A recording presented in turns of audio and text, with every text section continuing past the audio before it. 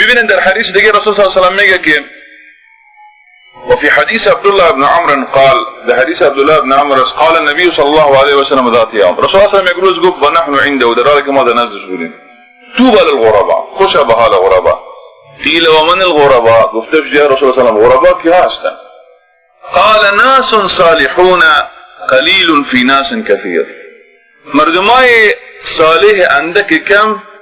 درمیان مردمای في ناس كثير در مردمای خیلی زیاد یک جمع بسیار کلان از مردم است این مردم ها غربا کسی اینا مردم های اندک می باشند درون من یعصیهم کسایی که نافرمانی از این مردم ها میکنه از این غربا را میکنه اکثر ممن یطیعهم اونا بیشتر از کسایی که از اینا اطاعت میکنن